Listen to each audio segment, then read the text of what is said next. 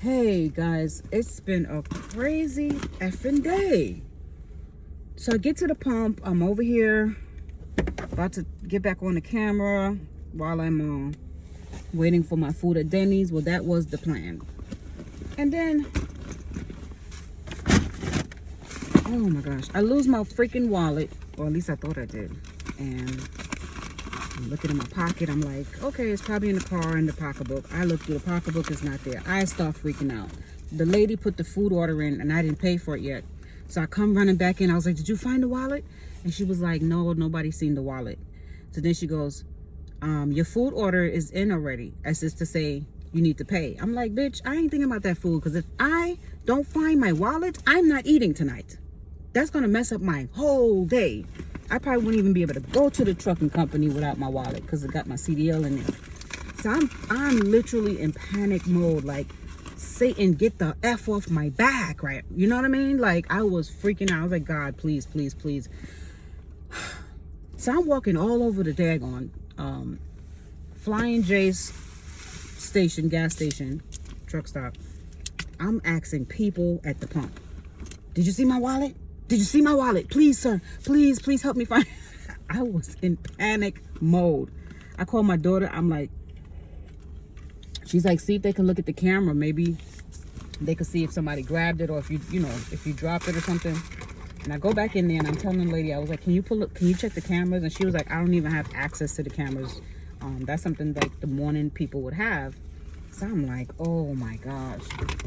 She's like, leave your phone number and and we'll, if we find something, So I wasn't really trying to think of anybody swiping the wallet, because it looked like a really suburban area, like people got money, but you never know. It could be that one person that having a hard life, and it could have been their lucky night when they found my wallet. So at this point I'm hopeless, because it's been almost 40 minutes looking for that wallet. Like, I'm telling you, I was walking around each pump looking in the trash can, because I had threw out my chicken that I bought that messed up my stomach earlier, by the way. And I'm looking through the trash with the freaking flashlight. People coming in looking at me like, is she homeless or what's going on? So at this point I'm walking back. I was walking back to get ready to just go in the car and maybe look one more time, but I knew it wasn't in the car, but I was like, let me just do it. As I'm walking back, I see a little, like, it looked like a little object right under the tire of the car. It's the wallet. It was right in between the tire, like literally hiding behind the tire. Not on the outside, in the front, behind the tire, as if when I pull out, that wallet would have been there. And if I wasn't paying attention, I would have pulled out and left the wallet on the ground. Child, when I tell you, these deities, these demons is out here. They fucking with me today. All day they've been fucking with me. They're trying to, like, throw me off my... But anyways, if y'all don't mind, I'm gonna eat while I'm talking to y'all, because I was gonna sit in there and eat, but after the shit that I have, I just wanted to actually just leave the whole area. So I just I'm on the back side of it, and I don't even know if oh my gosh, I just feel like all out of place at this point. It was so scary. Can you imagine losing your wallet? Like, that hasn't happened to me in years. I don't put everything in my wallet. Like, I don't, like, some of my other important cards, but my driver's license is in my wallet. You know what I mean? And if I don't have my driver's license, I mean, I can get a copy of it, but it's just a pain in the ass to do all of that. What am I looking for? I'm looking for the hand sanitizer, because I don't want to eat yet.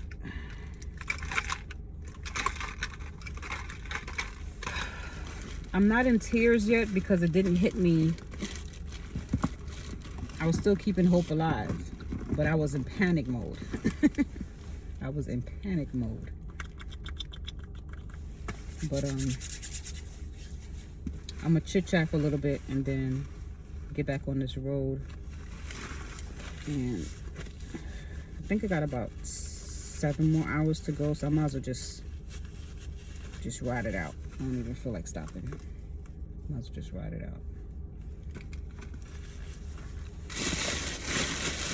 Today has been a crazy day from a weirdo car snatcher. I don't like to say those particular words on YouTube, but the dude that was following my daughter today, he could have been a potential, you know, can't say certain words on YouTube. So, rapist. He could have been a potential rapist. Let's say that. But he had the white van. Y'all know about the white van? Yeah. Y'all would have seen me on the goddamn news if anything would have happened to my daughter, because I don't play about my kids. I don't play. But anyways, on a list. Well, this topic is also intense. The last video I was talking about women's health, women's mental health, right? And the stuff that they do to each other. And a lot of it stemmed because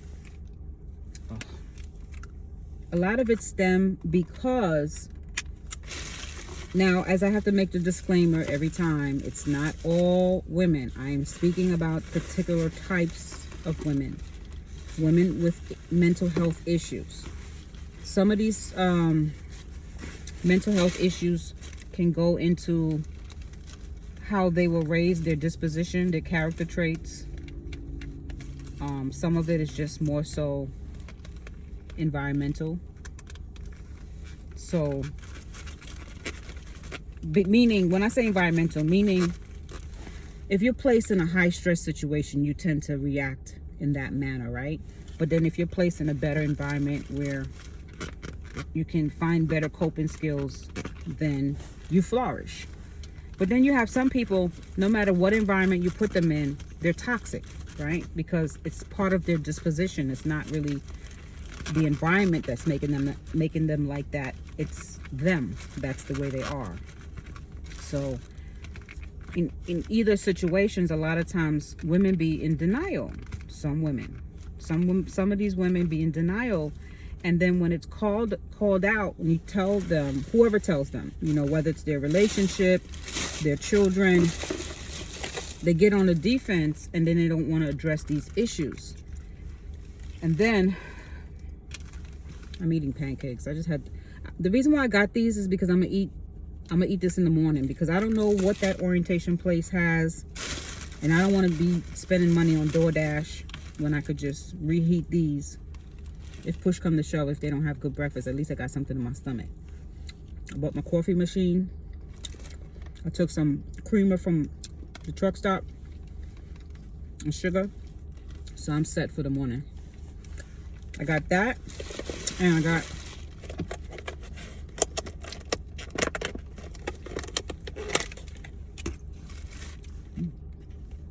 bourbon chicken. It's hard to see what this is. This mushroom. I don't know if y'all like mushroom, but I do. I don't see no damn broccoli. Oh, it's like, oh, so I changed the potatoes. I wanted rice, but the only thing is they put too much gravy. It's like soggy. It tastes good, but the thing about me is, like, I don't like a lot of gravy on my food because it hurts my stomach. I have a sensitive stomach, so if it's too much sauce and seasonings and all that, it'll send me to the bathroom. So I have to be careful on. Anyways, let me taste it. Let's do a taste test. See what it's going. These lights in here are dull. Is this? Okay.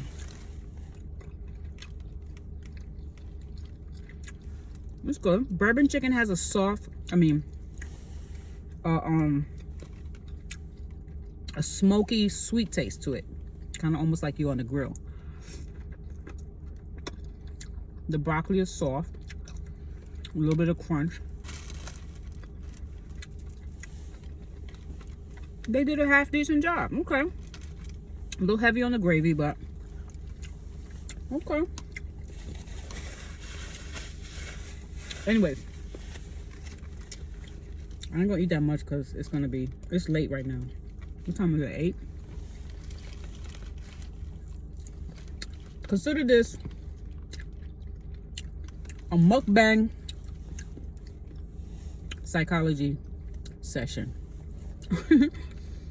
We should do like mukbang night together, like on a live, where we talk about our issues and problems while we have a mukbang.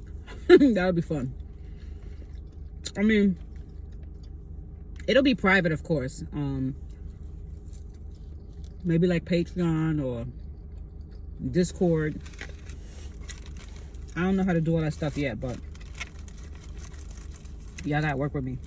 Right now, all my stuff is just winging it until next year when I finish school and I have time to really play with the computer. Me and computers don't really get along. It makes my anxiety kick in. So I have to be in a good mood to deal with the computers. Like editing and all that. Oh my gosh. But anyway, I was talking about how women, in my last video, how the ones that look like they're strong, they come off like they're strong, right? Because they're doing things like targeting the weaker people. But really what it is all of it is an illusion. And when I say that, I mean, sometimes the people that think they're weak are really not weak. They're just afraid of themselves. And then what it takes is like a situation or a person to help, what am I just at? To help them see that they're actually capable of more than they think. You ever see those scary movies? Some people don't watch scary movies, but it could be like an adventure movie where the person that was always timid all their life and meek ends up being the one that saves the whole town or some shit, because their back was pushed against the wall, and then they realized, man, I'm tougher than I thought I was. And then once they unleashed that beast, it was no ever stopping them after that. So sometimes that be the situation with some females. They just don't know their capability yet. They haven't reached. Do y'all know this is the tastiest part of the broccoli when you boil it? Right now, they ain't really cook it right. But if you peel this and boil it right, this is actually the sweetest, most tenderest part of the broccoli. It tastes really good. I had learned that from this chef I was watching. But what it takes is a community of women that understands that they highlight that person's capabilities. So if you're good at this, you will talk about it more. Talk about your strengths. Keep talking about that. And the next thing you know, even your weaknesses becomes your strengths. You learn to love everything about yourself after a while, when you start to succeed in what you thought you couldn't. And then the strong, so-called strong people, the ones that are taking advantage of the weak, doing the dumb stuff like, targeting people, making fun of people, hurting people, deceiving people, lying, those are really weak people. And when you start to call out their insecurities, they fall apart. They melt. They melt right before your eyes. So I had to learn that a long time ago, especially about females. I ain't saying women. I should have put females, because when you evolve past being the basic instinct, you have to evolve into a well-rounded person. Then at some point you realize you are now becoming a full-blown woman. Anything before that, you were a little girl or a little traumatized girl living in a woman's body, pretending and putting on an illusion for everybody else. And then late at night, you're kicking and screaming to yourself that you hate yourself, or you feel like a failure, or you hate the world. If you're still at the level where you're hating the world, you're not evolved. So if you're following a leader that hates the world, both of y'all gonna run off the ditch. Both of y'all gonna run off the cliff. And these women They keep gravitating to people that are going to make them either more insecure or more blame shifting. This is so good. They blame shift everybody else for how their life turned out. Now, my mother was a piece of work. She is the first female of my life that taught me how wicked women can be. So I can blame her for some things in my life. I can. The trauma and all that stuff. Yes, I could definitely find that the root of it was my mom. The root of me, how I was raised, was my mother, right? But once you get that awareness, then what? Then what do you do about it? You keep walking around blaming your mama for the rest of your life and not getting your shit together? That's what some of these women do. Walk around blaming their mama, blaming their husband or ex-husband for why they so angry, why they beating on their kids. The kids ain't got nothing to do with why you so angry. You had them kids. Appreciate those kids. Because one day them kids gonna be adults and they're gonna tell you about yourself. So these women sometimes they lean on their whole life on a scapegoat. And then when you try to explain to them that they gotta have a better perspective of life, they say, oh, you're trying to control them, or you're a hater.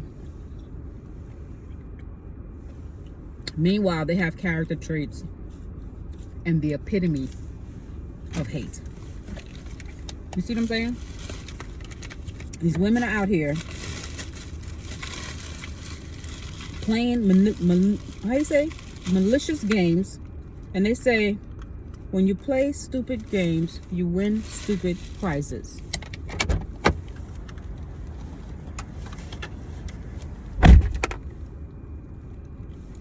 So their definition of empowerment and coming up and bossing up is to take advantage of people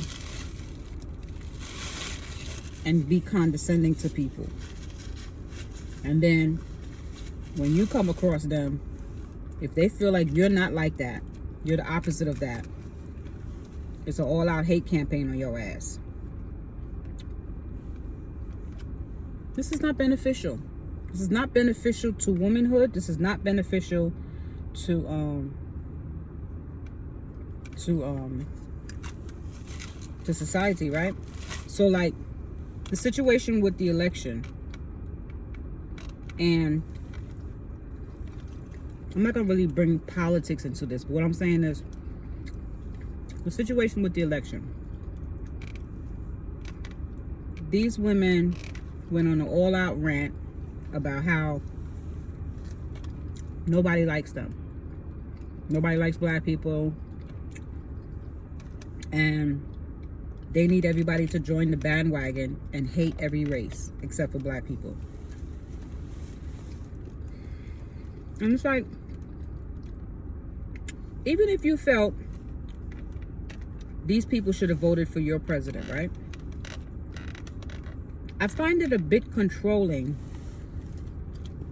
that the way you express pain is to become vengeful. It's like everybody that voted for that other man, I'm not gonna say his name because I don't want YouTube to be following my videos, and it's just like all of a sudden I barely got 3,000 subscribers and YouTube all up my ass. Like, oh, you said this. Oh, you did this. It's just like, oh my gosh, please, YouTube, give me a break. Any little thing is like, they ready to strike me. So, like I didn't get monetized just because I played my own music. Like, there's this I got a thumbnail, what do you call that? An introduction done on my video of me, and it has like a beat. And for some reason it's saying they're not gonna monetize it. I'm like, what? So now I have to appeal that. There's another video where it was barely any music for like maybe 30 seconds. They're not gonna monetize that one. It's just like, YouTube, now you're being a bit extra, okay? People working hard out here. You're working hard out here for a pimp, just to pay the money for the rent. It's like, come on now, pay me, goddammit. So it is what it is. But this tastes like cake. I forgot what I was saying just that quickly. I'm sorry, y'all. I'm just so excited. I got some food in my stomach.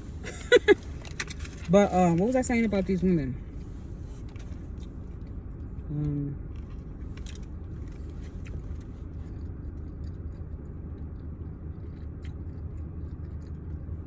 Maybe I should have been on a live. Y'all could have helped me out. But what was I saying?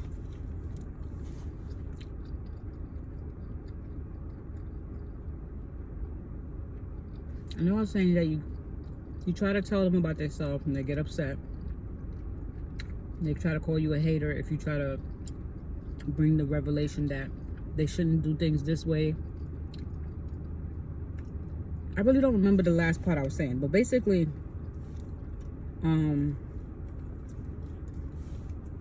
oh, the politics. I knew it was gonna come to me eventually. Okay.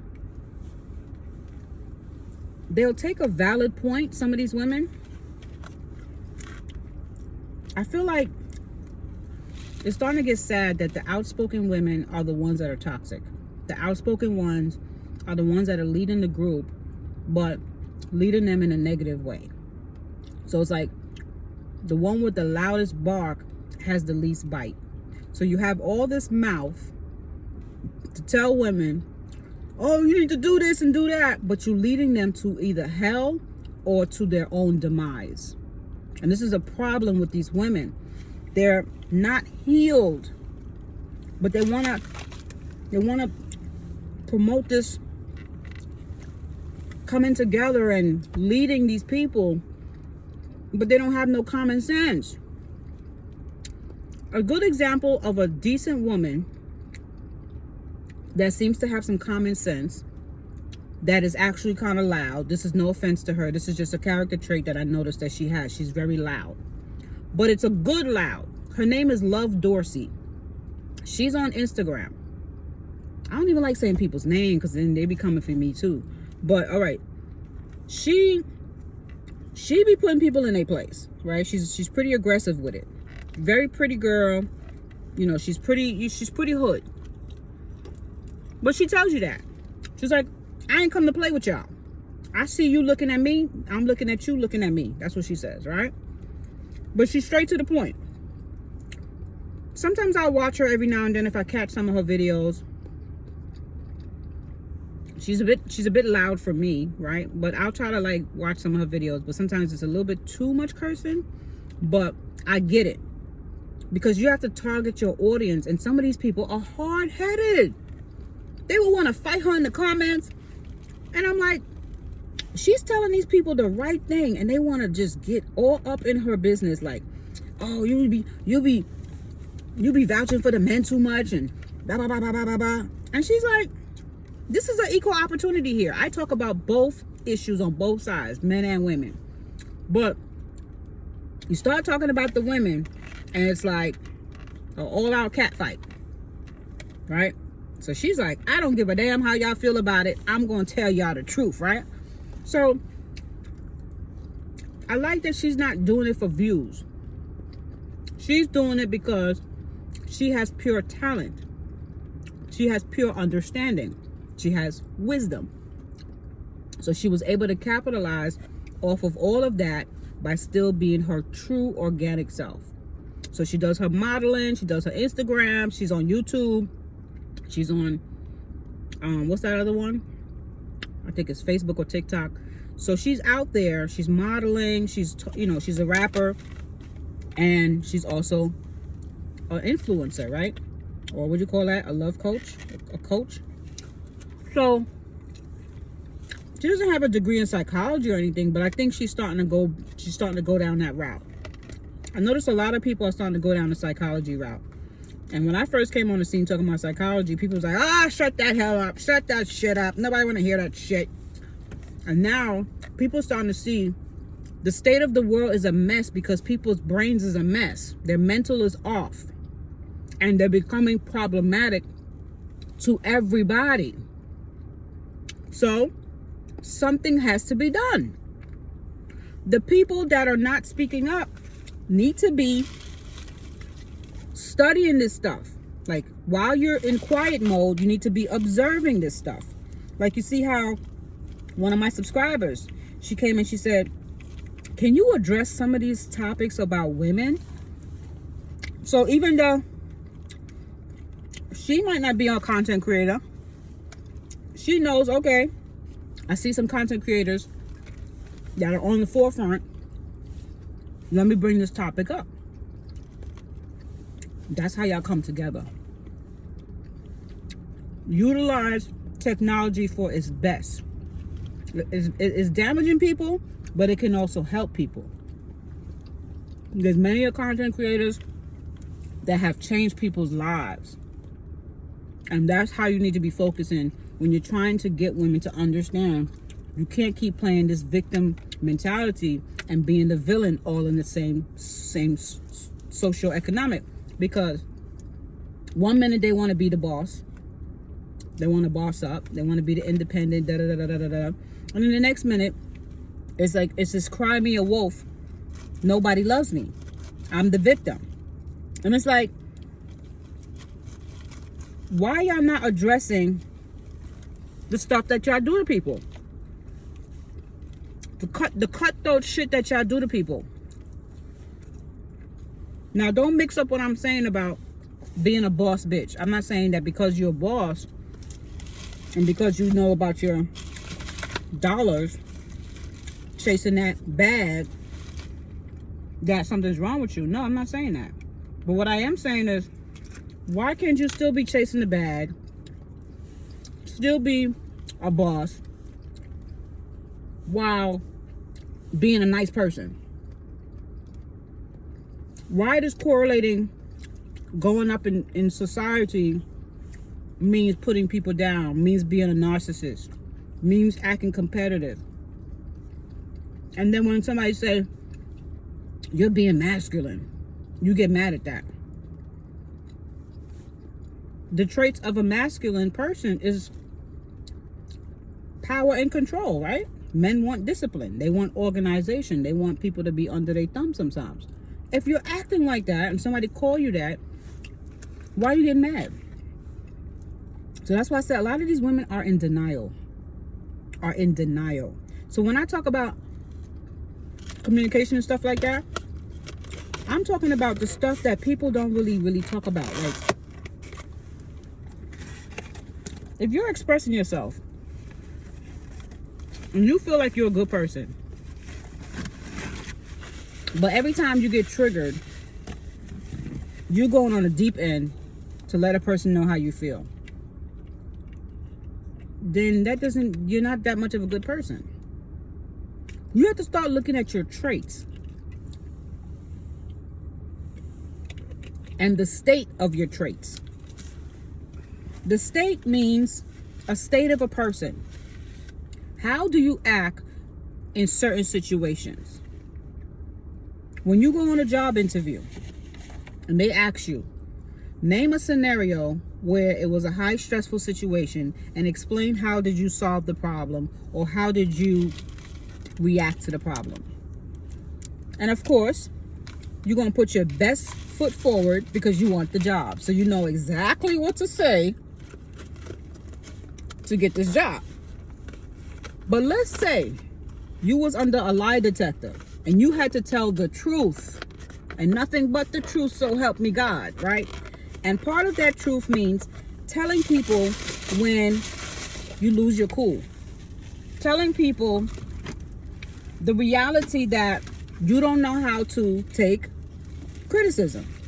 because you think you're above criticism, right? When you start to tell the truth, you start to realize how much of a bitch you can be. And this is speaking for myself too. I had come to Jesus moments for myself. So I'm not trying to act like I'm better than nobody. Okay? When people do something to me and I'm ready to go off, and I'm not talking about when someone is pushing your back against the wall and disrespecting you. I'm not talking about that. At this point, the rules is off the table. But I'm talking about you just having a little bit of a disagreement with somebody you love. Somebody did something that was a little bit offensive to you, and you just acting all extra about it, and you just can't get over it. You want to hold everybody to the cross, like nobody's supposed to do anything wrong around you. Some of y'all do that, and it's too much. People don't want to be under that scrutiny all the time. If you're in a relationship and you feel like this person is not for you, they're doing things that are just like, how you say, unforgivable or beneath you, embarrassing to you, humiliating to you, and you're constantly still with this person, and it starts to make it look like you like being treated bad, and you're constantly complaining, right? It's going to turn you into what you don't want to be. You're going to be bitter. You're going to be constantly complaining about the person, and then people start to think you don't have no self-worth, so why should I have a conversation and listen to you complain? If you don't feel worthy enough to leave that job, to leave that relationship, to leave those family members alone, people are just going to look at you as you're an idiot. So now you're a rambling idiot and an angry idiot. Because when you're smart, you make smart decisions. I'm sorry to say that. Smart people make smart decisions. So if you're in this vicious cycle of just constantly being in bad situations, you have to start asking yourself these honest questions. Speak the truth. What do I do when I am faced in this type of situation? A situation where I don't feel happy and the person is constantly doing things to me. How do I react? So you sit there and say, oh, well, I told them about theyself. Okay, and what was the outcome? They still don't want to change. Okay, and then what did you do after that? Well, I just said, you know what? I'm just going to go cheat on him. Or I'm just going to go do this. Or I'm just not going to let him see his kids. Okay, so that means you're a bad person too. Because if that decision came from that decision that this person did this to you, so now you did this, that means it's also in you to do bad things. So now when you're being called out by that same bad person, the other bad person, oh, the bad person can still see when you're doing bad things too. So you can't say, well, don't say I'm bad because this happened to me. You did this to me. Okay, but you stayed even though you felt this person was a bad person.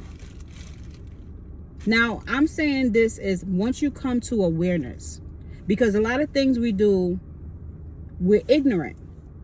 So when you're ignorant, God gives you time to figure things out. He continues to bless you. He continues to show you little signs to help you, to push you along the way.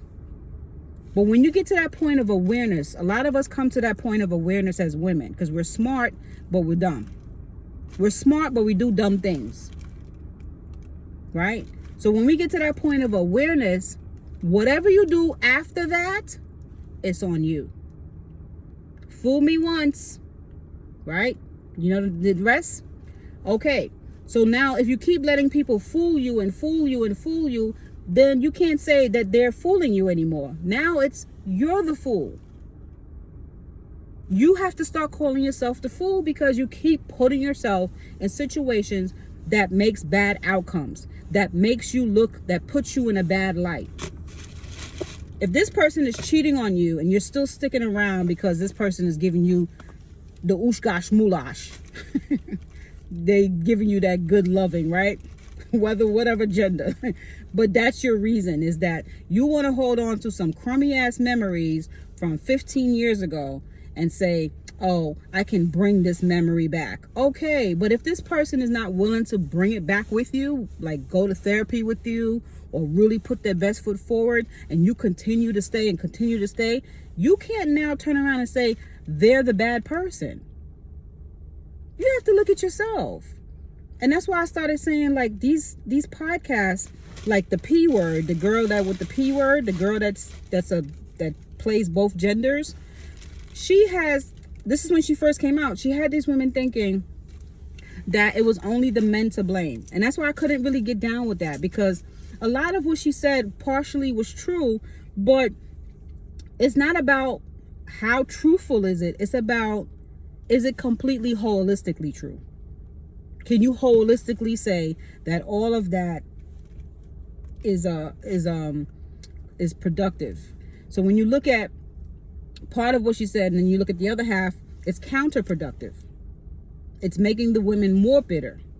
So they will have these come to bitter sessions. It's like, you know how the judge bangs the gavel? Court is in session. Young ladies, old ladies, white ladies, black ladies, Asian ladies. I know y'all all been hurt by a man or two. I know how y'all feel. So let's all come in together and let's start bashing these men so that we can get it off. All you're doing is just riling up a bunch of narcissists. Because nobody in those conversations is saying, I should have been a better person, because if I was a better person, I wouldn't have attracted a piece of shit. When I look back on the dysfunctional relationships that I had, I have to ask myself, what state of mind was I in when I was in those relationships? And the person I am today is not the person that attracted those terrible relationships. I'm going to tell you that right now. A lot of it was codependencies. A lot of it was weak, lack of faith in God, money problems, just a lot of shit. Seeking companionship, being desperate and lonely, and picking something that I know is not going to bring longevity. And when I say longevity, like, the dude will still be with you. And a lot of y'all female know that type of relationship. The dude will still be with you, but mentally he's checked out. He see you progressing mentally, and he's like, man, I ain't trying to go there with her. She too smart. She too this. I want to stay here and drink my beer. I want to stay here and be dysfunctional. And then when you see that this person is not growing, you still want to stick around and beat them down because you got awareness. No, once you got awareness, that was God telling you, it's time to move on to the next plateau. You want to stick around in this daggone horrible rabbit hole with this person? I can't help you, ma'am. That's what God will say. I cannot help you until you get out of this addiction to toxicity. And it's the same thing with these women when they attract friendships. They bring toxicity into a possibly organic friendship and ruin it. Because they get codependent on the friend. The friend, she might have a life too, independent of that chick.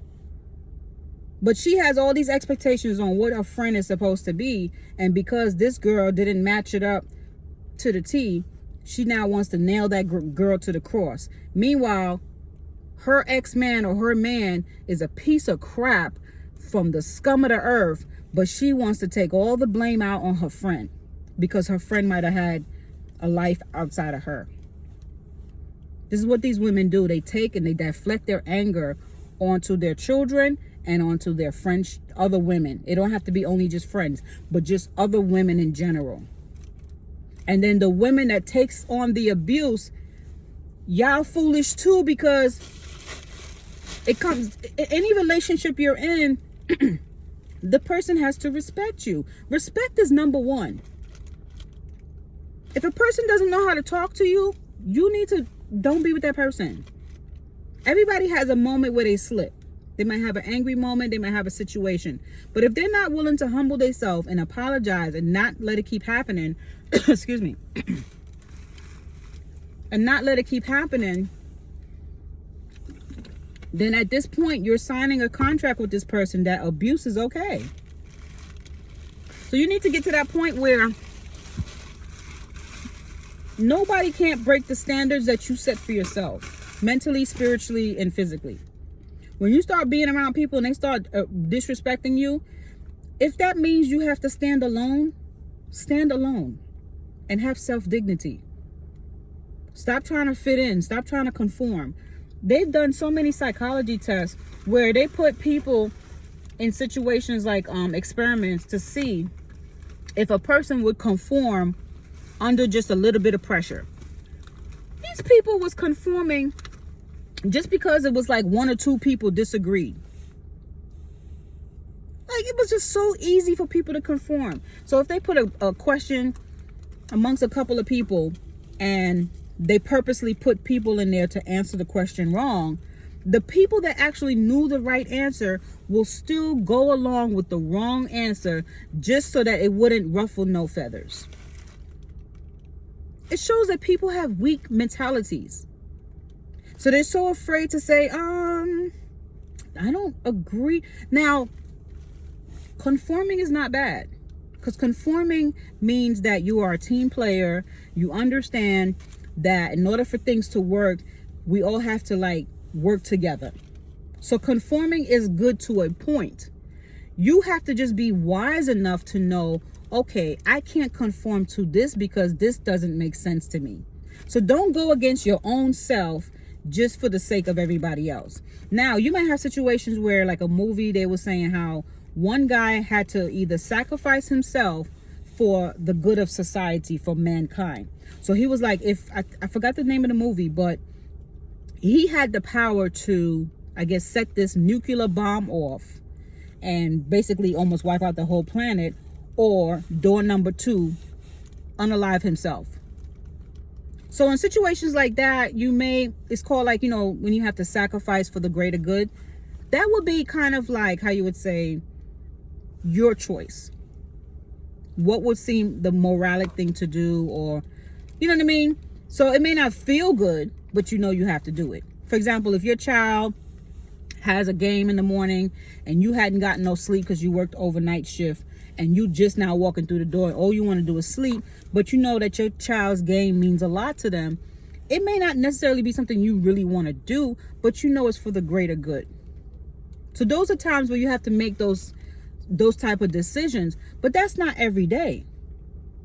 When we're dealing with everyday life where things is constantly tearing you down mentally, and you keep pretending you don't see that this person is disrespecting you in many different silent ways, and you just gonna keep talk about, I'm just going to ignore it, knowing that it's bothering you. At this point, you're not being truthful. If it's a situation where these people are doing something to you, whether it's at work or whatever, it's time to have a conversation with that person.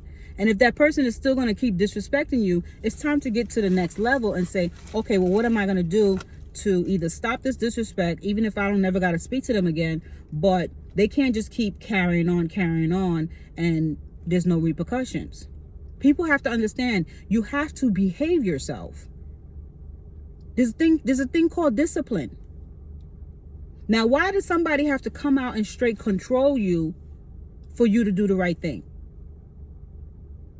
And this is what happens sometimes. They bring out the worst in people because they're causing disruption.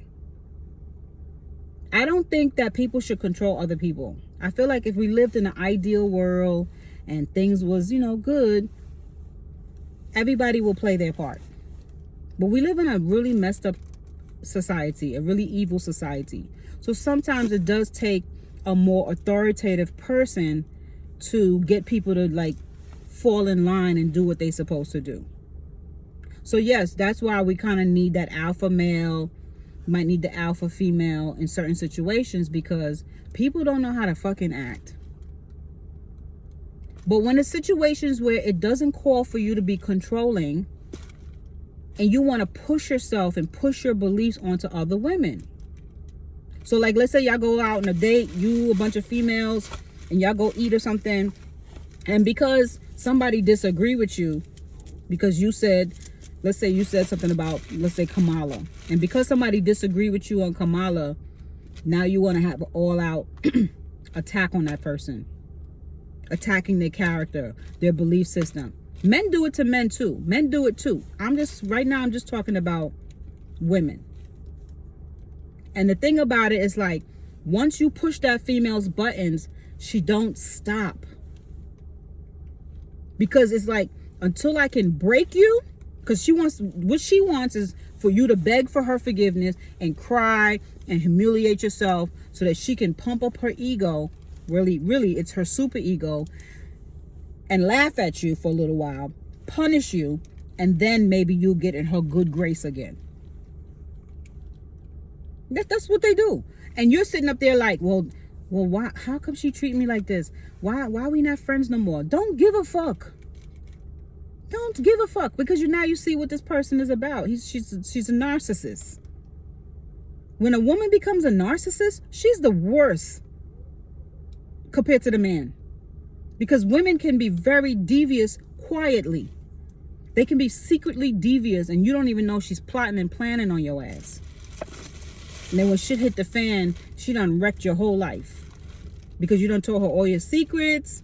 You thought she was, you made her close to you, and next thing you know, she done wrecked habits. A man is, most men, I'm not saying all, because some act like women, but he's not gonna call all your peoples and tell them about your last sexapade and this and that and this. Women will do that.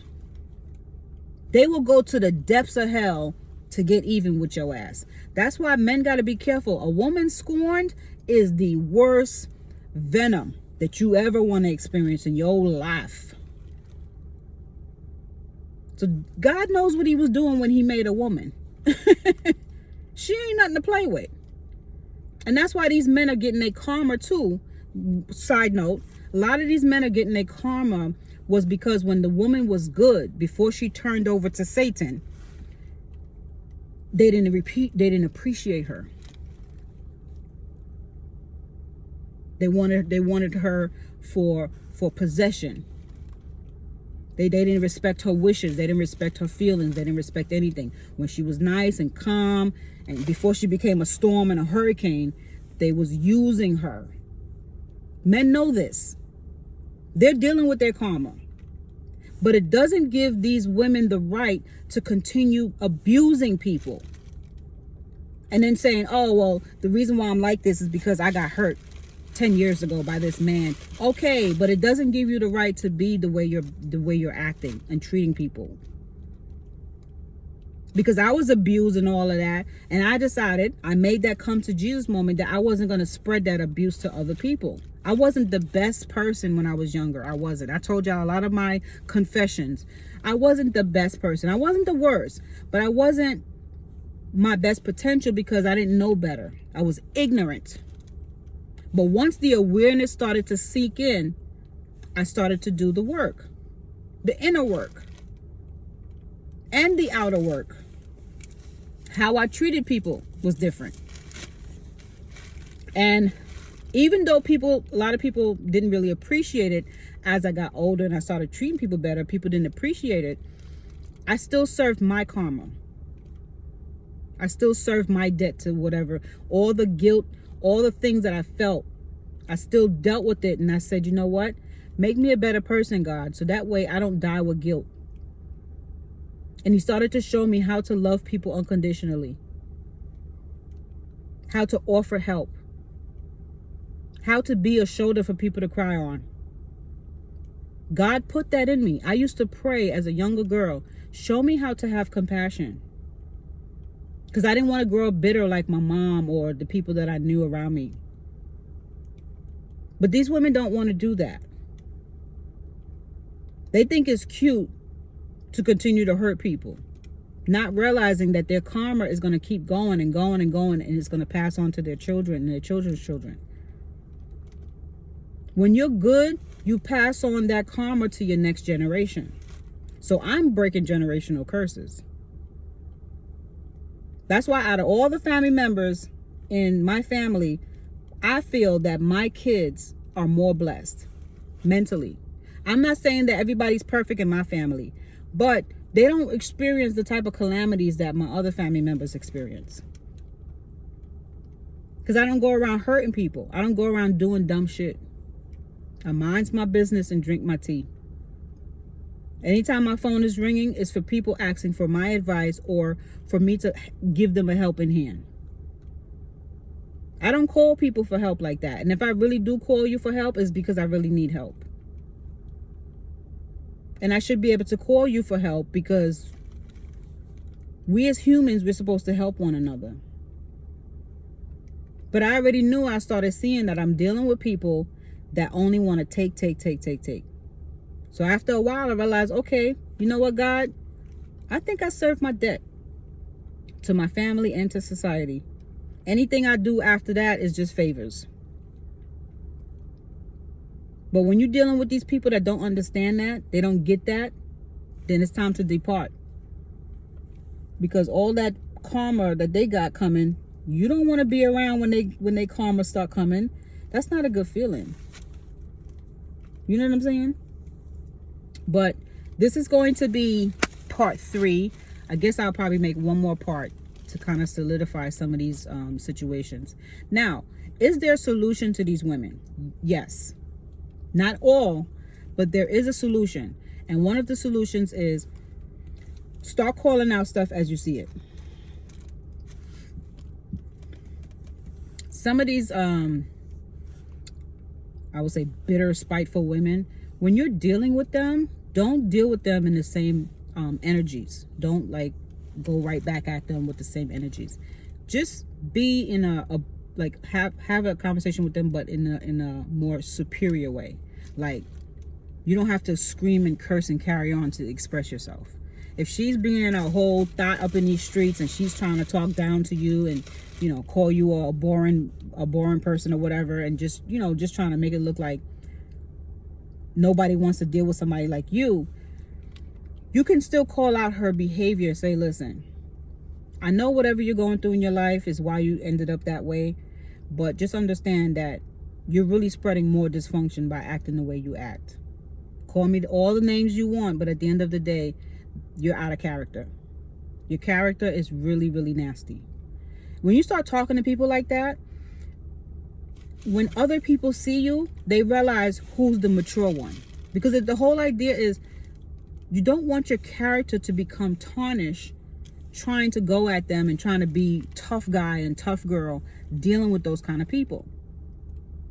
Now, in relationships, sometimes these dudes, right, they're weak, right? So when the woman is acting out and the dude can't handle it, he responds in the way that she was treating him, but his own ends up worse because he's a man. So now if he push her or tell her to shut the F up, it's so aggressive that when a person sees that on his end, there's no mercy because they feel like that's a bad behavior anyway.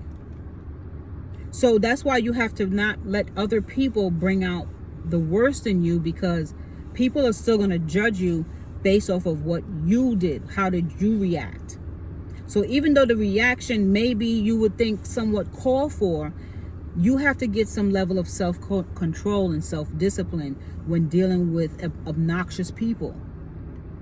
So if you have a female and you're a guy, or let's say you're in a same-sex relationship, and as soon as something go wrong, like, you know, you forgot to turn off the lights and she's all bent out of shape, and then it goes from her mentioning the problem to saying you're a deadbeat crap, you're a piece of crap, you know, she done had sex with all your family members and she don't give a damn about you, and then you're just laying on the bed trying to take it, and then you explode.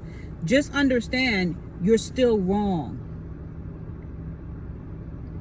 One, we don't know how your explosion is going to come off. It might really be ridiculous.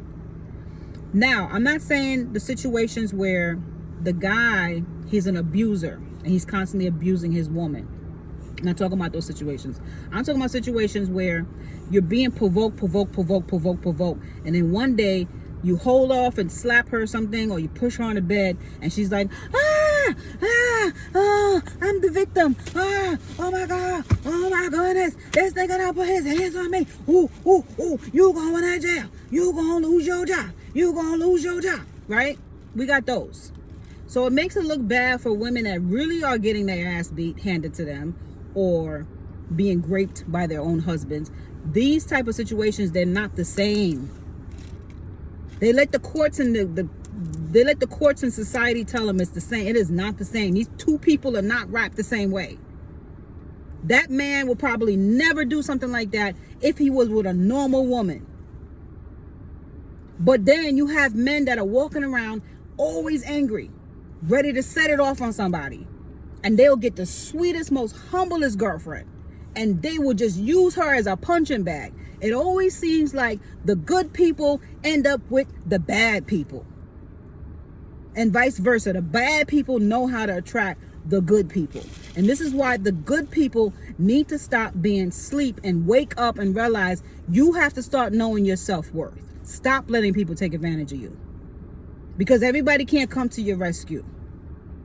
God gives us a couple of chances, but after that, he's like, look, you don't want to get it. You on your own at this point, ma'am. I done gave you all the signs that this man is a woman beater, and you still want to talk about, oh, the Bible says. What? The Bible told you to be with him? And to what? To the death? Well, he gonna send you there for sure, ma'am. We got to get realistic. I understand you want to have principles and morals and you want to be this married woman, but at the same time, if this person is about to unalive you and your children, you got to go.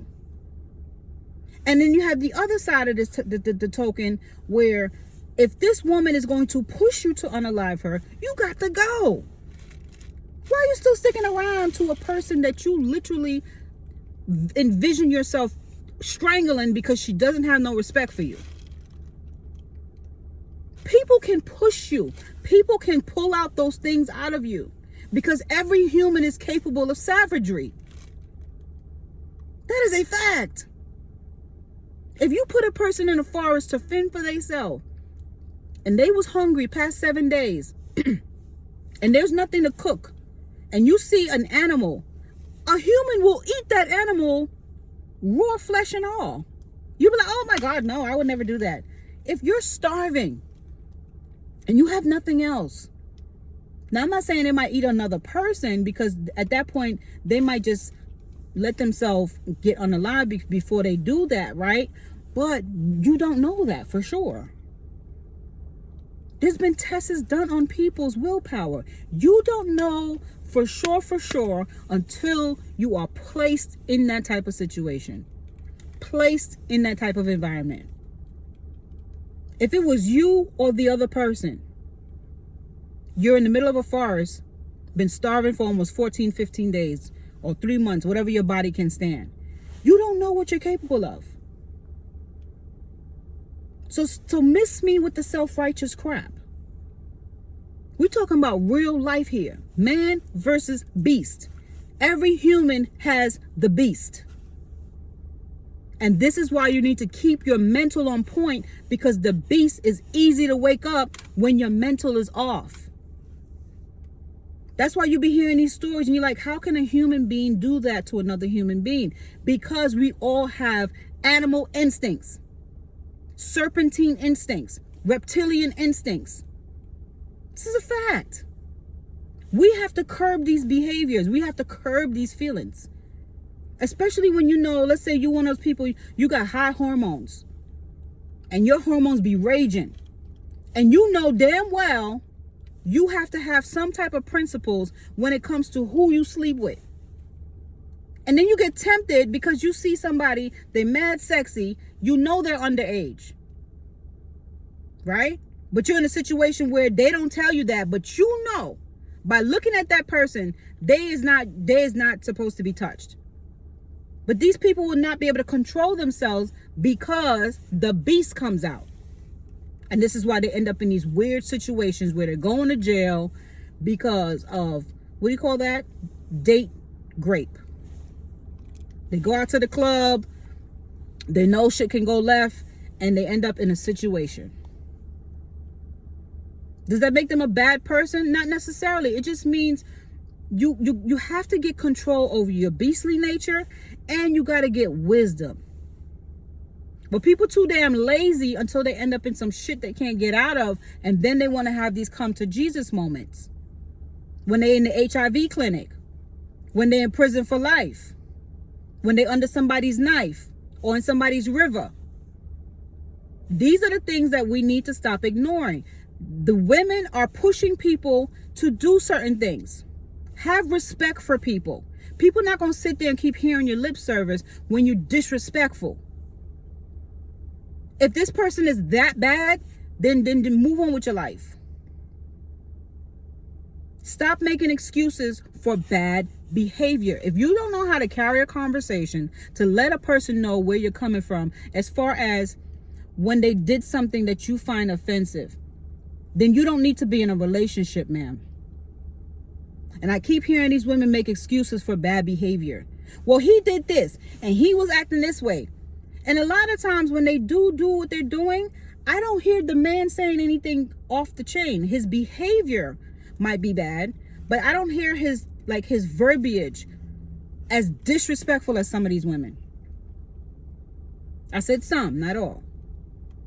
So if you find that you're in a loving relationship and y'all having problems, there's a difference between a loving relationship that has some issues, because when you have two people come together, y'all have different personalities. Y'all not going to agree on everything. Y'all might have some clashes in the house, some clashes out the house, some clashes with the finance, some clashes with the belief system, with the children. You know what I mean? So you have to find a way to like compromise, right? And then you have those relationships where you know you ain't got no business with this person. This person don't mean you no type of well. So every time you with this person, they doing some foul stuff. So now they pulling out your bad behavior because you're reacting to a bad situation, right? So now you see yourself becoming a bad person because you got to deal with this person who was a bad person for you. So now you've put yourself in a situation where you have to become a different person in order to deal with this person. And that's what I mean when I say states. This is another thing that people can judge their character on. How are your states of being? How are you in certain situations? How do you act when you're in a state of a situation? You see what I'm saying? How far are you willing to go in certain situations to get your point across? You gonna go upside somebody's head with a frying pan because they're not listening to you? You gonna take a man's child away from him because he don't want to have sex with you no more, or he didn't buy the baby clothes like he said he would? It's just like the decision making is very poor with some of these women. And I'm not, and it's like, I can't even address the men right now because they'll be like, well, he made me do it. And it's like, no, you didn't have to pick that choice to begin with. Even if he's not the best father, right? He's not an abuser. He might have money issues, but he loves his kids. He might be lazy, but he loves his kids. If he's still in the situation where he's showing the kids how to play rope, he's showing them like principles and values and morals, yes, you may have to work with him on the other stuff, like with maybe holding down a job. Let's say he's one of those people, he get a job and some shit pop off and he lose the job. And he's like, hey, I'm gonna get another job soon, blah, blah, blah, blah, blah. Yeah, you might have to take him to court if he's not coming through. But let's say he missed the job, he lost the job, and he's not paying the child support on time. That don't mean rip the child out of his custody. It's like you're doing the child now a disservice. Now, each situation is individual to itself. If the guy is a straight deadbeat, then yeah, you know, it really don't make no sense because now he's going to teach the child how to be, he's going to teach his own child how to be a deadbeat. So on that, yeah. But I'm talking about the dude is trying, he loves his kids, and then it's like every moment you can, you're trying to like bring him down, tear him apart. Some of y'all just do that because, one, maybe your life ain't where it was, where it should be. So you're mad at the world. Two, secretly you still have feelings for him and you haven't come to grip with that. So you're just angry about that. Maybe he got his own woman now and you just haven't gotten over the fact that he moved on and you ain't find nobody yet. So it's kind of like a bitter Betty type situation. And then three, your ass probably could just be straight evil. Straight evil. Some women are just straight wicked. Some of them just do dumb shit. Some of them just need guidance. Some of them just ignorant. But it's all problematic. So now we have this new wave of women where y'all problematic, but y'all all over the social media acting like your life is perfect. You're so gorgeous, you're so this, you're so that, you got the bag, and meanwhile your lights is getting cut off because you ain't paid a bill, because you bought a pack of hair and you went and got your nails and eyelashes done. Meanwhile your children is in dirty diapers, but you spending all your money on eyelashes, and your socks is dirty, your underwear is dirty.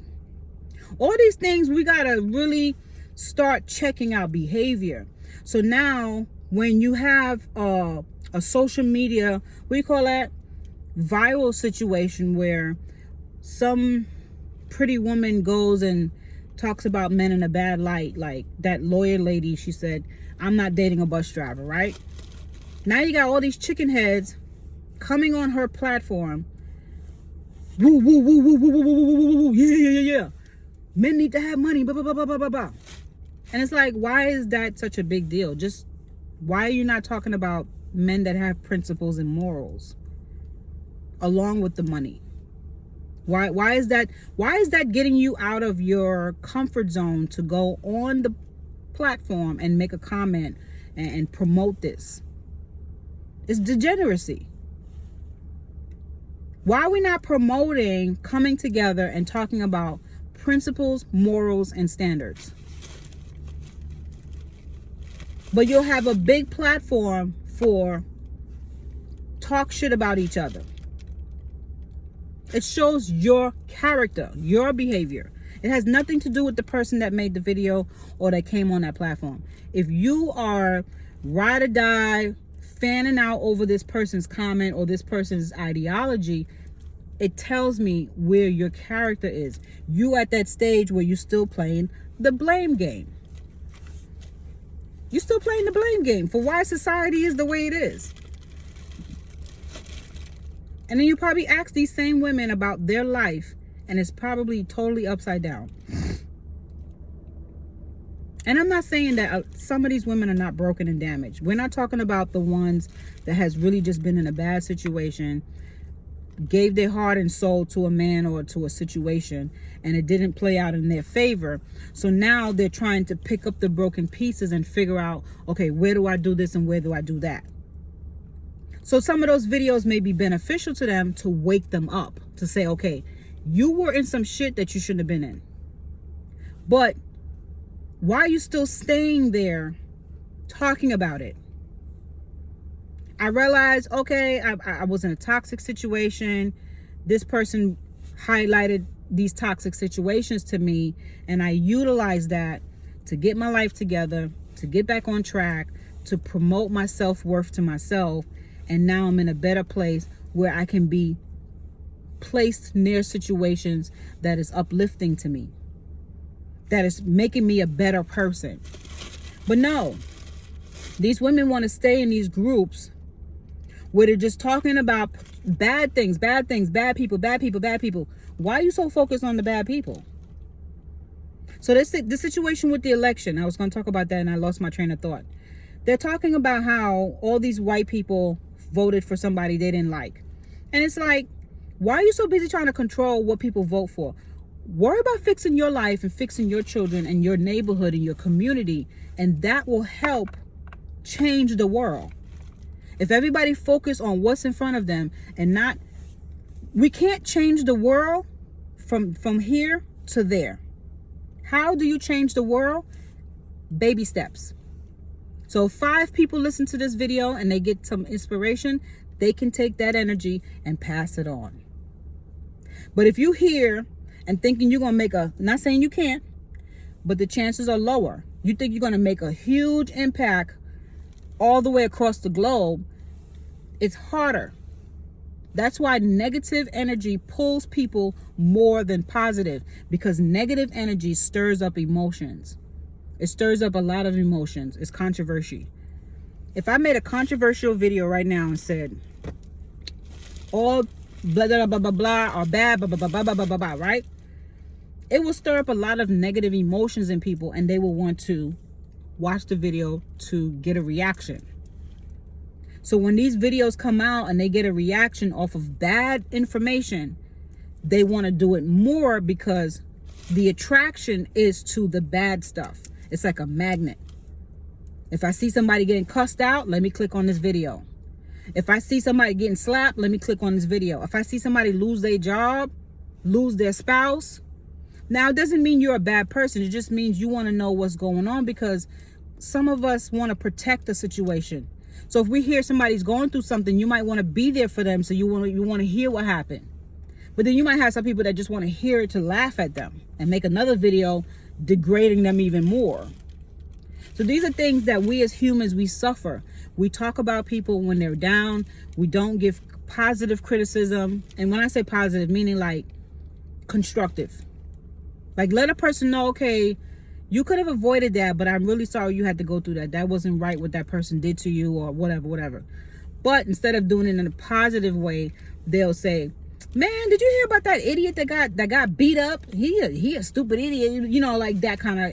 That's not criticism. That's just talking bad about a person. That's kicking a person while they're down. Women tend to do that a lot to other women because they feel like they're going to get brownie points.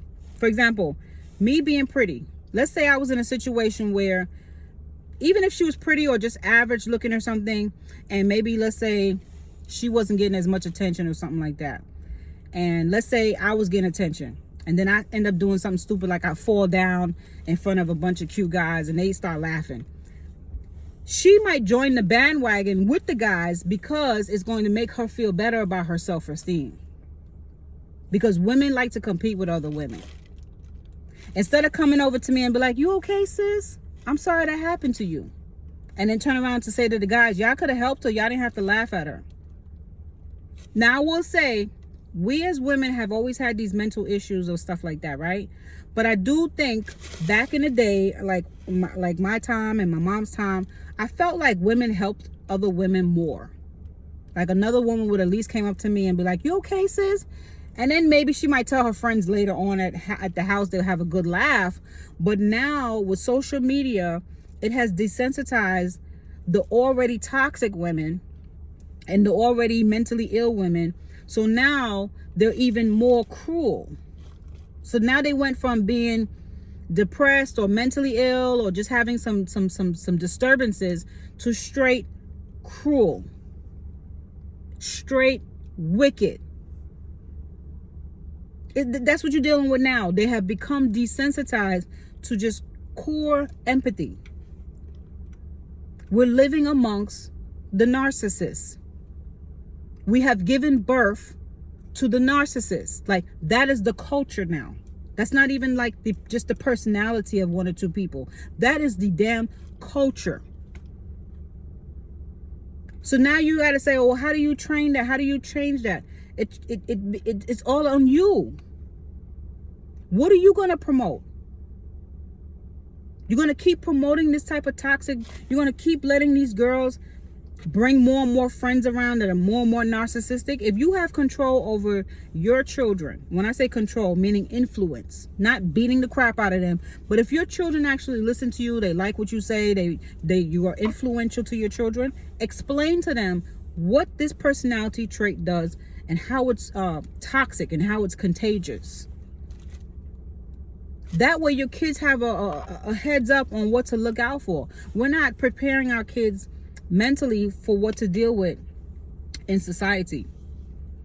We just get them a bunch of clothes and a book bag and tell them, all right, see you later. Now, I've always told my kids about this type of stuff. My kids never really had to deal with peer pressure.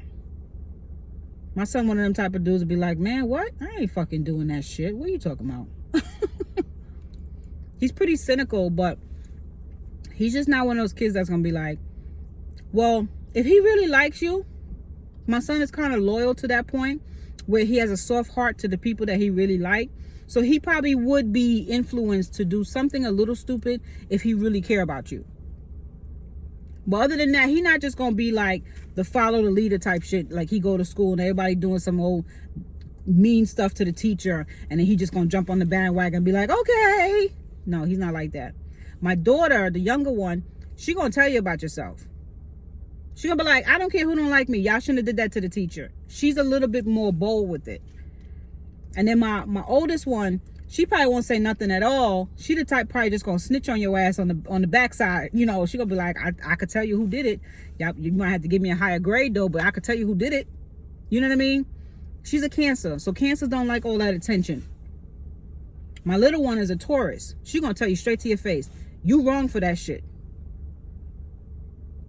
So she's kind of like a mini me, but she's more tough with it. My daughter, I think I'm a little more emotional because I'm a water sign, but my Taurus daughter, she'll say something and there's like literally no emotion on her face. She's like, I'm like, did you know they might have like really not want to be your friend no more? She'd be like, I ain't like them anyway. But that's how you got to get. You got to get to that point where you're contagious to people, meaning letting them know this is not right. Standing for justice in any way you can. Now, I'm not saying get yourself hurt. I'm talking about in little situations where, you know, people are doing undermining things to you or to the ones that you love. And you know that they can't speak up for themselves. You might need to be a spokesperson for that situation to bring justice. We're about to move into the age of the Aquarius. Stuff gonna be more transparent. People gonna be more in your face disrespectful in this era. So what you gonna do? You think you're gonna keep just ignoring it and walking away from these weirdos? I mean, I took a chance today and told that white van he need to step the fuck off. That could have been a little dangerous, but at some point it's dangerous anyway. Why not let the whole block know? I said, this man is following my daughter. I said it out loud. People was coming out the building like, what happened? What's going on? This man now is on the spotlight. We can't be afraid no more. And when I say don't be afraid, I'm not talking about when it comes to being disrespectful. The women that are disrespectful, they don't have no discipline. That's different from being afraid. I mean, not being afraid. Because the ones that be popping off, soon as somebody slap the shit out of them, they play victim. They want to get you locked up. They talking about they wasn't doing this and they wasn't doing that. And they don't know why this happened to them. And I'm not promoting violence. I'm just saying they push that envelope knowing that they're really weak. And then when somebody meets them where they're at, all of a sudden the game changes. Now they want to move the goalposts back to being civilized. You can't play with man and beast. Pick a side. The only time that beast needs to come out is when it's self-defense. That's when that beast, you need to be able to go and pull that psychopath out when necessary. Because we all have it in us. It's just, who are you going to let get to it? When somebody pushes you to psychosis, that means you have now tapped into the beast.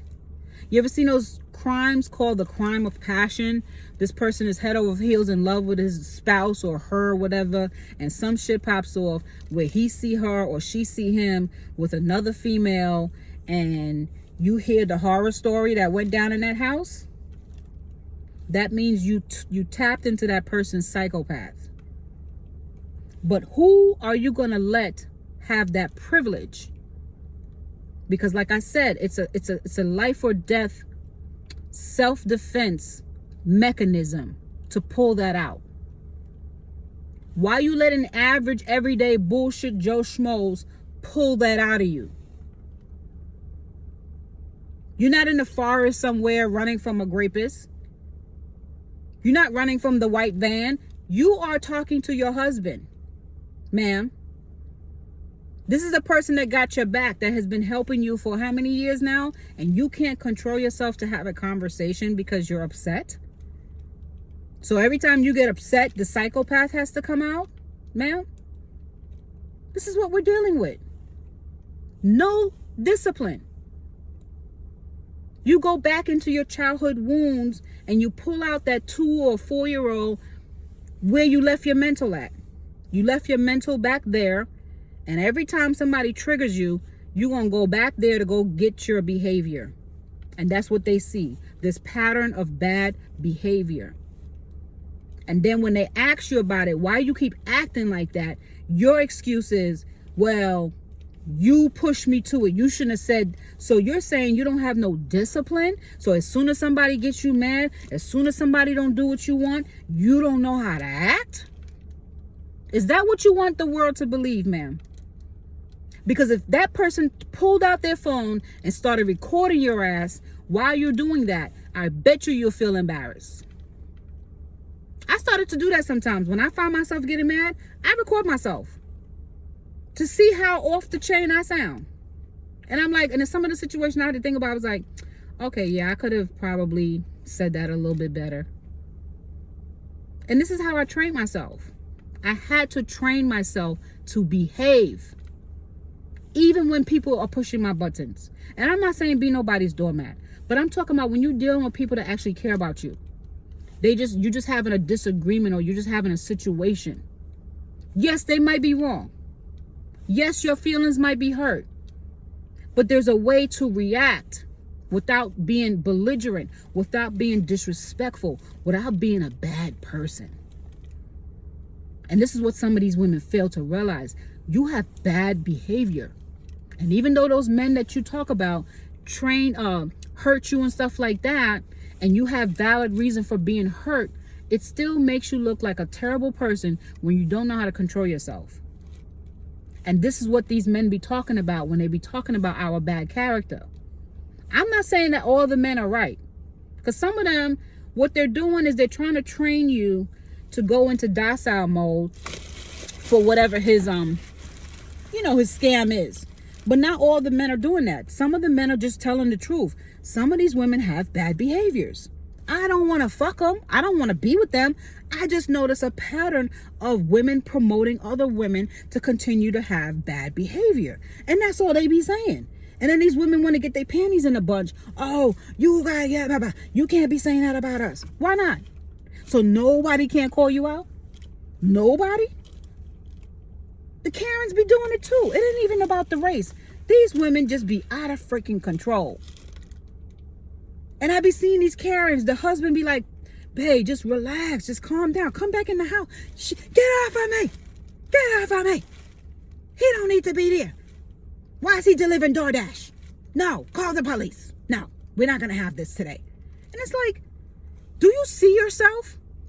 And then they'll lose their whole goddamn job. Nobody in the family speaking to them anymore. And they still won't change the goddamn behavior. Stubborn as fuck.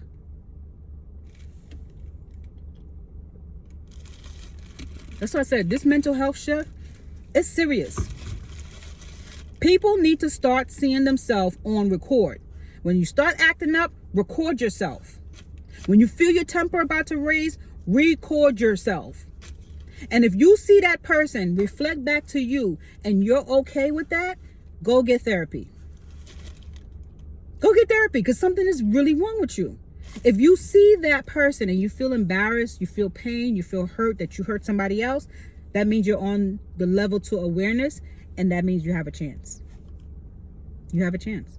But if you feel that when you watch yourself going all the way off, and I'm not saying that you don't have a right to be upset. Everyone has a right to a feeling. That is your right, to a feeling. But what you don't have a right to do is attack people.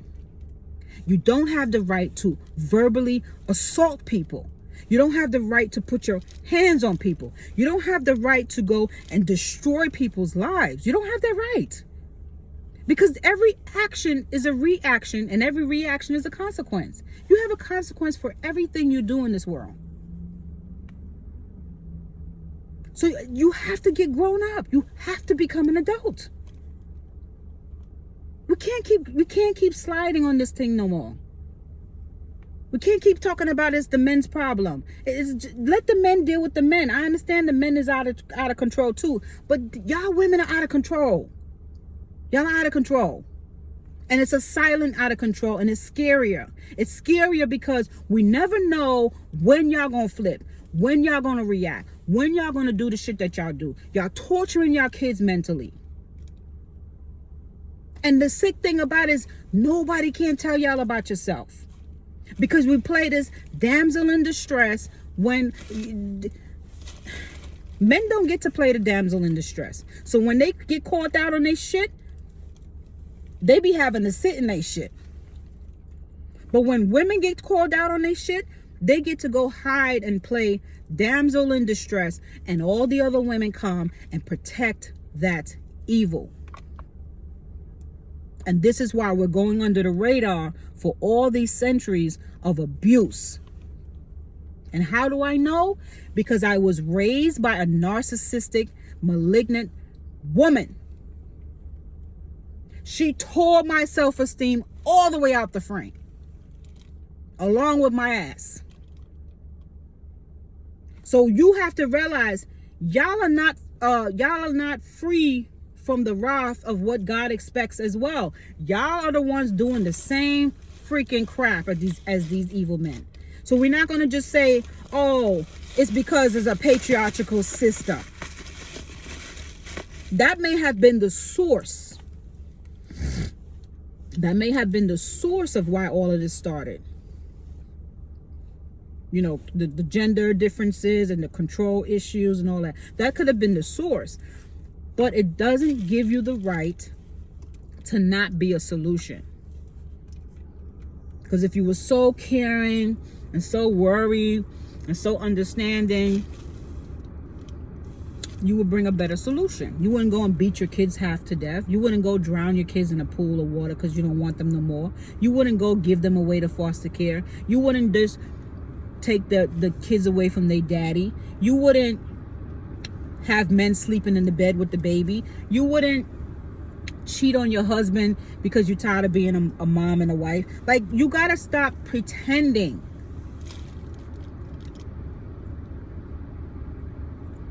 We gotta stop pretending. You gotta get some discipline about your budget, some discipline about the competition, some discipline about your vanity. Why nobody can't call you out and say you're doing harmful stuff to your body just because of the name of vanity? You have kids to raise. Like that dude, what's his name? DC Young Fly. He's a comedian. His wife got small children and she went under the knife and she didn't make it.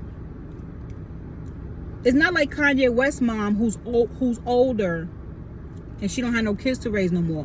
This woman had just recently gave birth to, I think, like the baby probably 2 years old or something. And she goes under the knife and she didn't make it. And that would at least teach other women lessons. Stop doing this to your body. But then when you say that, you're a hater. It don't make sense.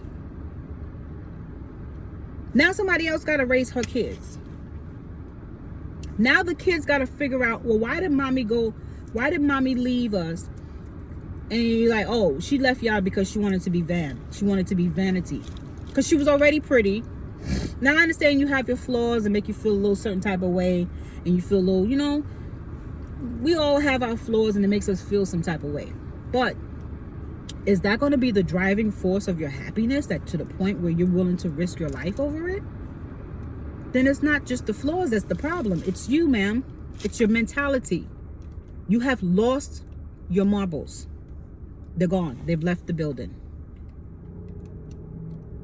And it's like, you can't even tell these people that because they get so upset and think that you not being realistic with them. And it's like, no, really, you're not being realistic with yourself. So if you find friendships nowadays, that's like a rare diamond. And I only got like 1 or 2 friends. And one of my friends is from high school. I knew her from high school. She's like a sister to me. But I made friends when I was in hair school. I used to hang out with them. That girl was crazy. I had this gay girl. She was funny. And it was me, her, and the Ethiopian girl. We were like 3 musketeers. And we would go out a lot. But then she started getting real loud and boisterous with her sexual desires.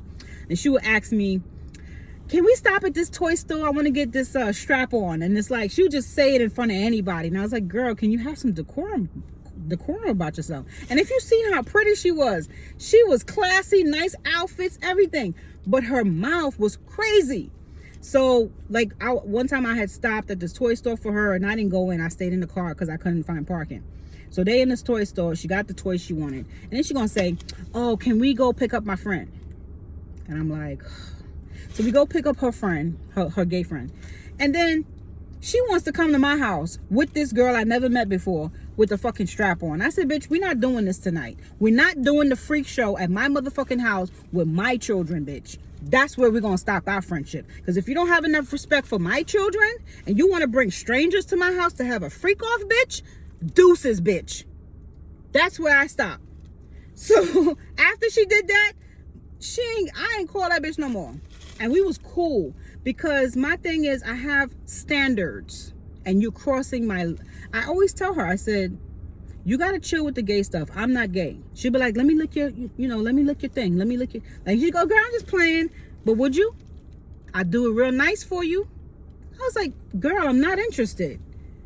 And if anything, at that time, I was like, I got too many men. Why would I need you? Like, stop it. And then I started to realize she was trying to like slowly groom me on the low. And then she would wait till we go to the club and I'm drinking and I'm off my little, how you say, I'm off my my intellectual stuff and I'm just having fun. And then she'll come and like dance with me. And I don't mind dancing. That's my cool friend. So I'm dancing. And then the dudes start looking at us like if we're together. So now they want to come join the party. And she's making it, giving them an illusion like, yeah, that's what we about. I'm like, bitch, no, because I don't play that. I'm not interested. So it became like this weird tug of war with her. I don't know why do gay women do that? I don't know if it's all. I'm just saying. I just found that every time I made a gay friend, they just get pushy with their desires. Now, when she did that, she brought the gay girl in the car with her and they wanted to come to my house. I was like, why would you think I want to bring her to my house? And then she was like, oh, girl, relax. We're all going to drink. I said, my kids are there. She said, we'll be quiet. I said, see, when I tell you no the first time, and this is why people don't like me sometimes. Because once I get stern with you and you don't see that, like my eyes get cold and dead and it's like, then they're like, oh, she want to be all like, people think because you're nice and you drop your guard and you're just like, hey girl, hey. It don't mean that I don't have that other side that I will let you know I'm not that one to play with. So when they see that other side, they can't handle it. They can't handle it because they can't control it. And the whole idea, that's when I know you're really not my friend, because you don't respect my desires and my wishes. You thought you were just going to control me. You were going to control me from inside out, my mental, and I was just going to remain loyal to you no matter what you do. But that's not how that works. Once you cross me, as far as cross me, there's a certain level of crossing a person. Everybody knows their own limits. If you cross me, there's no coming back. I'm done with you. I'm a Scorpio. Once I'm done, I cut you off. We're done. We don't even got to talk no more. I'm not thinking about you. I'm not reminiscing. None of that. Because I gave you 100%. Once I give somebody 100% and I see that 100% was stomped on, I don't care about you no more. You're like an enemy to me now. So I don't have that same feeling no more. And then once that anger passes, maybe it depends on the offense. If that anger passes and it's like a long time, maybe I might have a memory or two to remember, but I'll always remember what you're capable of, because I judge people on what they're capable of. We go back to that state. When you're put in a certain state, how do you act?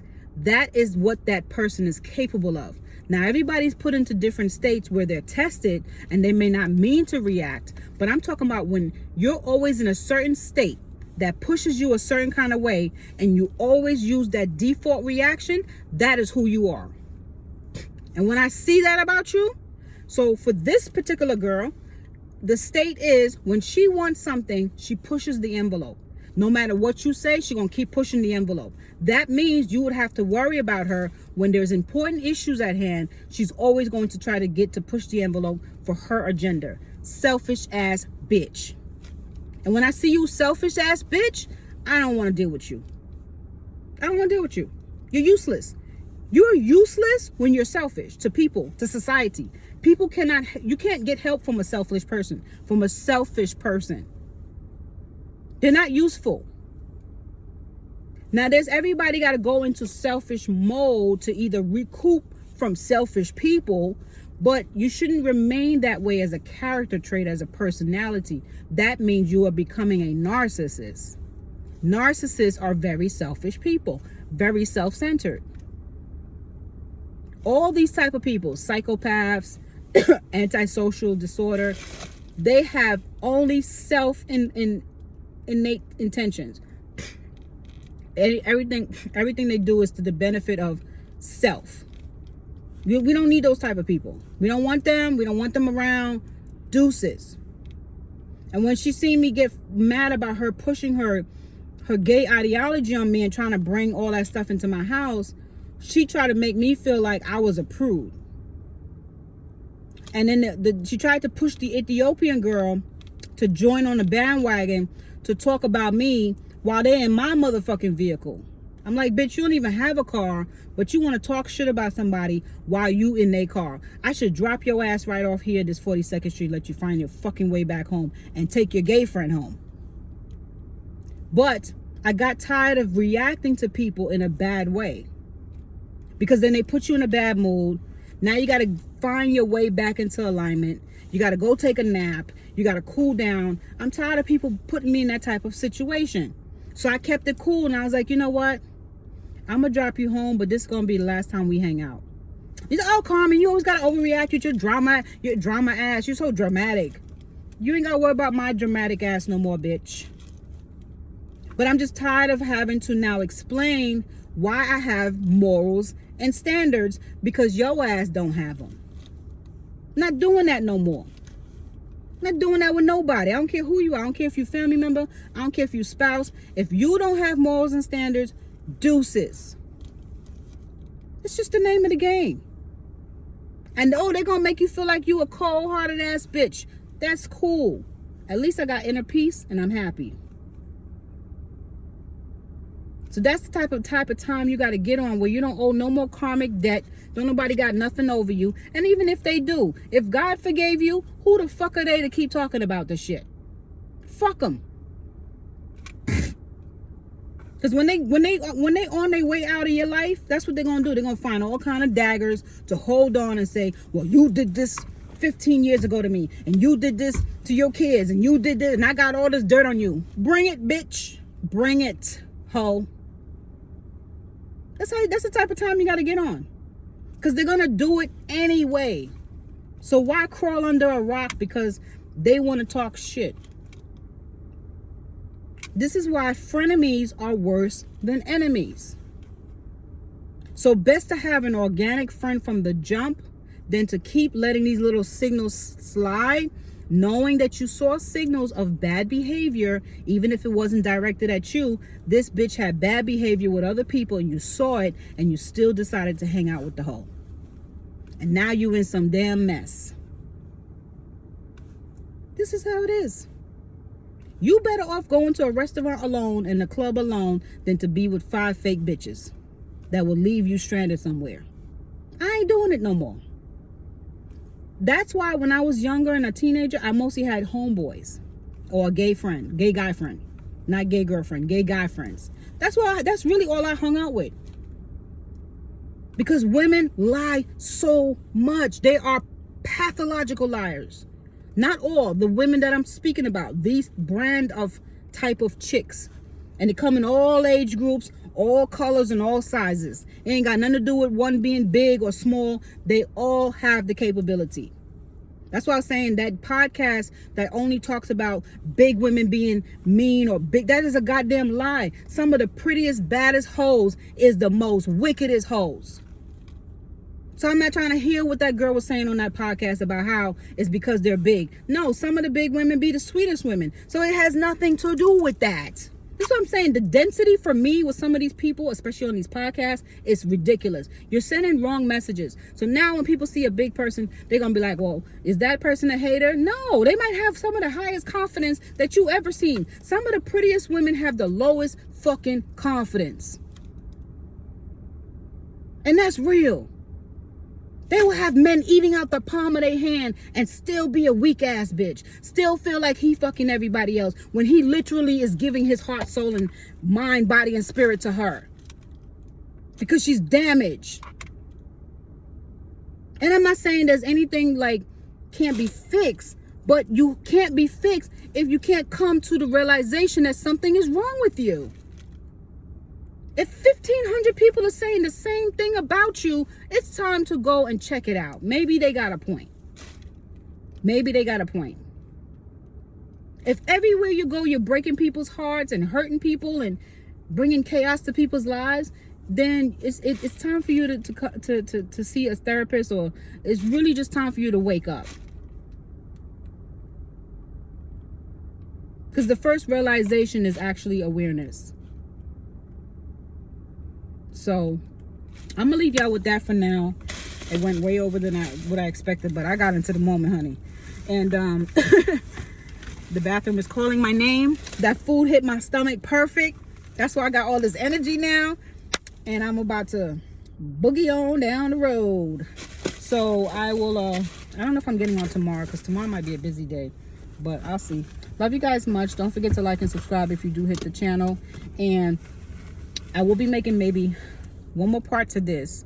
And then I want to talk about my next one is, I don't really do a whole lot of relationship videos, because the reason why I don't do relationship videos is because I feel like relationships are customized to the individuals.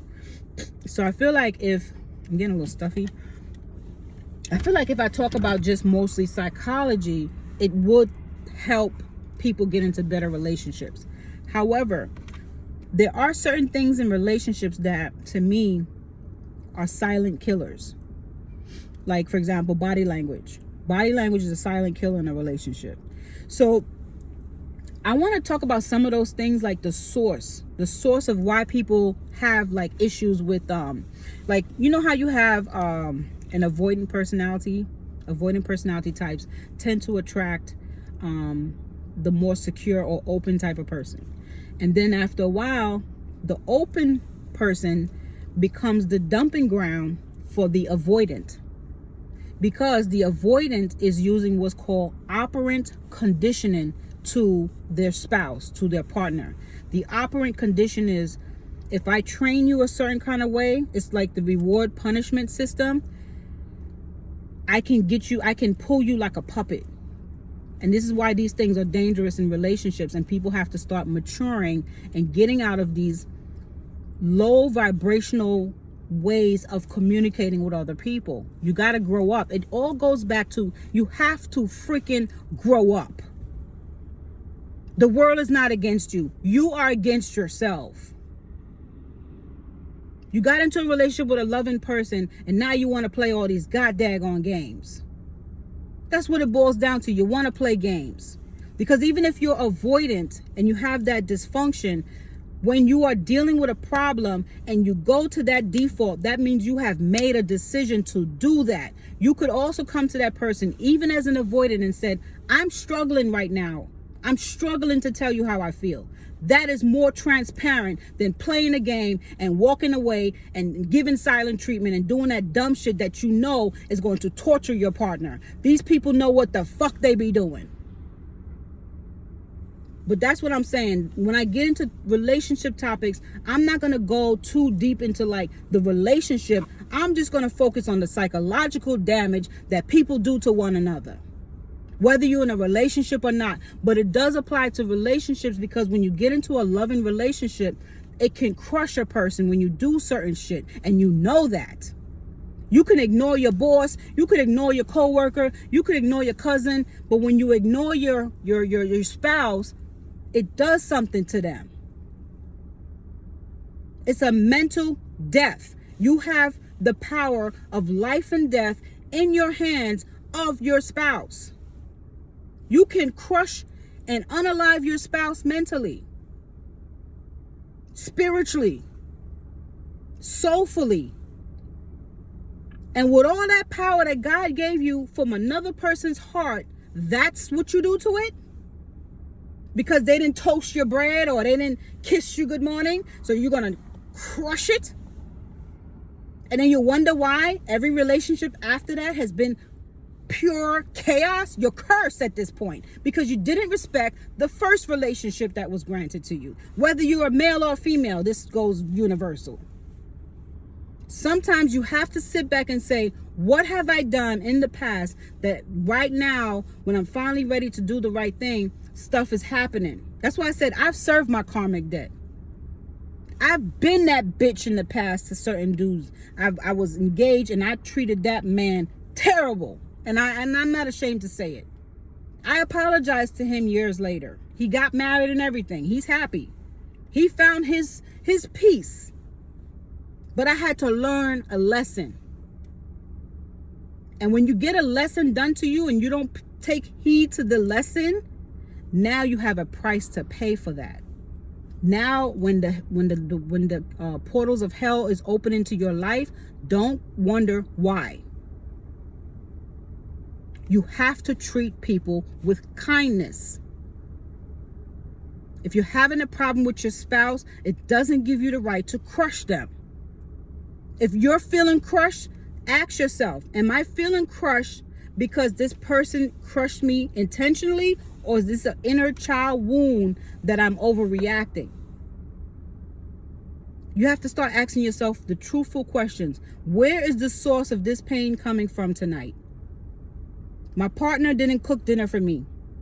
I feel that he don't care about me. Do you really think that when 5 nights ago, straight in a row, he's been bringing you flowers, roses, food, telling you he loves you, kiss your toes, da-da-da-da-da, and 2 nights in a row, he's been a little tired, so he's been a little bit neglectful, but he don't mean no harm, so now he's the worst motherfucker walking down the street? But is this a childhood wound? Or is this really what you think about this person? So now if you ask yourself this question, if you know it's a childhood wound, you come to the person as the child that is wounded and you say, I feel a little bit sad today. He say, why, honey? What happened? This man is clueless. Why, honey? What happened? Just that response. Why? What happened? You didn't cook me dinner. Now you hear how minuscule that sounds. It hurts your feelings, but you hear how minuscule it sounds when you say it out loud, but you say it with kindness. You hurt my feelings. What happened? What happened? Oh, you didn't cook me dinner. I was really hoping for it. Like, it make me feel good when you do that. It showed me that you love me. Then he like, you know what, baby? I'm sorry. We're going to go to a nice restaurant tomorrow. And it's over. The fucking argument is done. No argument needed. But then when you come with this attitude from the childhood wound, as if somebody owe you something, and you come with this attitude, oh, I see you in bed tonight early. What's your problem? Oh, don't ask me what's my problem now. You could have asked me when dinner was being served, the one that you didn't give me. All of that. Well, what the fuck? Why you gotta say it like that? Because I don't like you. This is what happens. We bring more problems and we get in our own way, and this is what happens. So now we have another argument to deal with. The argument of disrespect. Now we got another problem that you've created. Disrespect. Because you didn't like one issue, so now you bring 2 more issues we got to argue about. So now when he fixes the dinner, he's going to fix it with an attitude. You're going to have an attitude that he fixed it with an attitude. He has an attitude that you said it with an attitude. Now we have attitude all over the fucking house. Now what? Was that problem? Was that solution oriented? Get to the point where everything you do is solution oriented, not problem oriented. Anyways, let me get off this thing because I'm about to go way over. Love y'all much. Have a good night and y'all be safe on the road. Bye.